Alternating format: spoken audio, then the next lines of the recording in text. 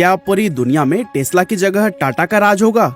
No doubt Tesla इस समय दुनिया की सबसे बड़ी कार कंपनी है और दुनिया में ईवी रेवोल्यूशन लाने का भी श्रेय इसी कंपनी को ही दिया जाता है। लेकिन इंडियन ईवी मार्केट के अंदर पिछले कुछ सालों में जो काम टाटा मोटर्स ने किया है वो भी अपने आप में किसी रेवोल्यूशन से कम नहीं है।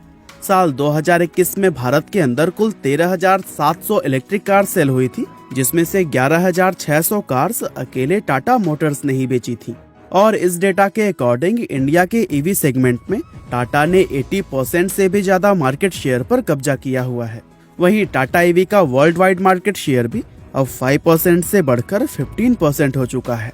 अब देखिए दोस्तों, टाटा मोटर्स की Nexon EV max electric car का कंपैरिजन टेस्ला की सबसे सस्ती मॉडल 3 कार के साथ में किया जाता है, क्योंकि इन दोनों ही कार्स की रेंज ऑलमोस्ट सेम है।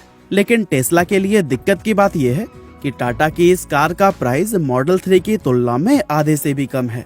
मतलब कि जहां टाटा की नेक्सॉन ईवी मैक्स 17 से 20 लाख रुपए में आपको मिल जाएगी, वहीं टेस्ला की मॉडल 3 के लिए आपको 40 लाख रुपए तक पे करने पड़ेंगे। और ये प्राइस भी टैक्स को छोड़कर है, क्योंकि इंपोर्ट ड्यूटी को जोड़कर इसकी कीमत सीधे 70 से 80 लाख के आसपास चली जाएगी। और तो और टाटा मोटर्स का लक्ष्य साल 2025 तक इंडियन मार्केट में 10 नई इलेक्ट्रिक कार्स लॉन्च करने का है, जिसमें कि उनकी मोस्ट अवेटेड टाटा कर्व 2024 में और टाटा अवेन्या 2025 में लॉन्च की जाएगी। यानी कि टाटा ने अब पूरी तैयारी कर ली है कि वो इंडियन ईवी मार्केट के अंदर किसी भी देशी या फिर विदेशी कंपनी को कोई जगह नहीं देने वाले। अब दोस्तों, ऐसे में सवाल ये उठता है कि एक तरफ जहां टेस्ला जैसी बड़ी कंपनी भी अपनी कार्स की कॉस्ट को कम नहीं कर पा रही, वहीं टाटा मोटर्स इतनी कम कीमत में इस तरह की शानदार और एडवांस इलेक्ट्रिक कार्स आखिर बना कैसे रही है, और इंडियन ईवी मार्केट में टाटा की इस जबरदस्त सक्सेस का राज क्या है। असल में दोस्तों, टाटा मोटर्स की इस सक्सेस के पीछे कोई एक नहीं बल्कि कई अलग अलग रीजंस हैं, और उसमें सबसे पहला रीजन है टाटा मोटर्स का समझदारी व पेशेंस के साथ इस मार्केट में एंटर करना। एक्चुअली जब भी कोई कार कंपनी ईवी सेगमेंट में एंटर करती है तो फिर उसे डिजाइन, रिसर्च और असेंबली लाइन से लेकर अपना पूरा मैन्युफैक्चरिंग सेटअप जीरो से बिल्ड करना पड़ता है। और इन सभी चीजों को एक बड़े लेवल पर करने के लिए बिलियंस ऑफ डॉलर्स खर्च हो जाते हैं। अब टाटा मोटर्स को ये बात बहुत अच्छी तरह से मालूम थी कि अगर उन्होंने एकदम से ये पूरा सेटअप बनाने में अपना पैसा इन्वेस्ट कर दिया तो फिर इससे ना सिर्फ उनकी कार की कॉस्ट बढ़ेगी बल्कि इसमें रिस्क फैक्टर भी बहुत ज्यादा हाई हो जाएगा, क्योंकि उस समय इंडियन मार्केट ईवीज के लिए बिल्कुल नहीं थी। ऐसे में उन्होंने एक नई मैन्युफैक्चरिंग यूनिट सेटअप करने की जगह पर अपनी मौजूदा फैक्ट्री की खाली पड़ी जगह को यूज करने का फैसला किया, और वहां पर टाटा ने अपने इंजीनियर्स को इलेक्ट्रिक कार्स बिल्ड करने के काम पर लगा दिया। हालांकि इस तरह से वो एक दिन में मैक्सिमम 8 से 10 कार से बना पाते थे, लेकिन इस स्ट्रैटेजी से उनकी मार्केट टेस्टिंग बहुत कम पैसों और बिना किसी रिस्क के पूरी हो गई। और फिर जैसे जैसे उन्हें मार्केट से रिस्पांस मिला, उसी हिसाब से वे धीरे धीरे अपनी ईवी यूनिट को बड़ा करते गए।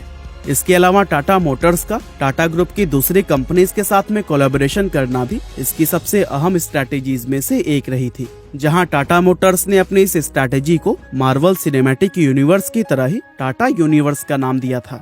असल में ईवी एक ऐसी इंडस्ट्री है जिसमें कंपनी को बैटरी से लेकर चार्जिंग स्टेशंस बिल्ड करने तक सारे काम खुद ही करने पड़ते हैं।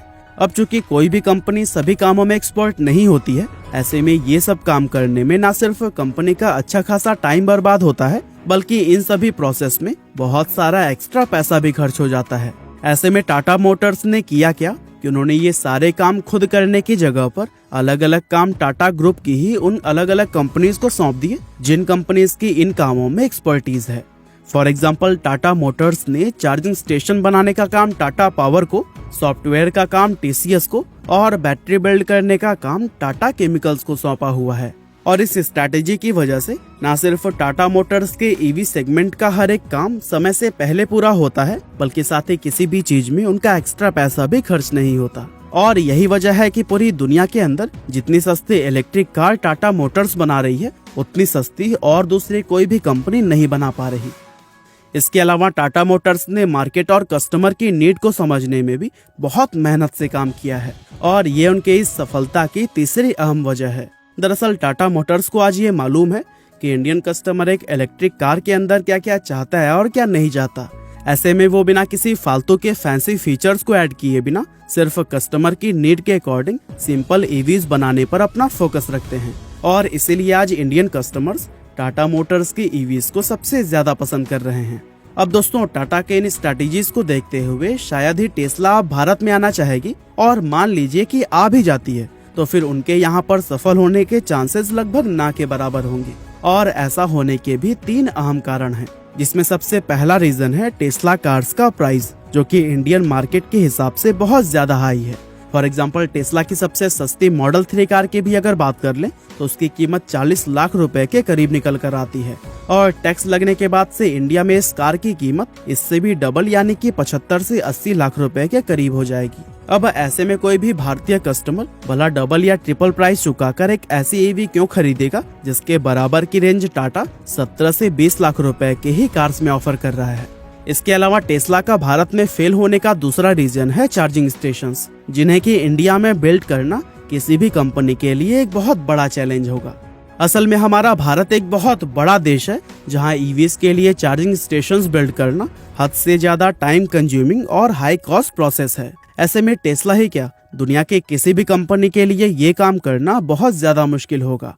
और दोस्तों, अंत में टेस्ला के फेल होने का रीजन है इंडिया के रोड्स और ट्रैफिक। असल में टेस्ला कार्स को अमेरिका के रोड्स और वहाँ के ट्रैफिक कंडीशन के हिसाब से बनाया गया है। अब हमारे इंडियन रोड्स अमेरिका के रोड्स से कितने अलग हैं, ये बात आपको बताने की जरूरत नहीं है। ऐसे में टेस्ला, जो कि खास तौर से अपने ऑटो पायलट मोड जैसे फीचर्स के लिए जानी जाती है, भारत में कोई भी कस्टमर इन फीचर्स का यूज नहीं कर पाएगा।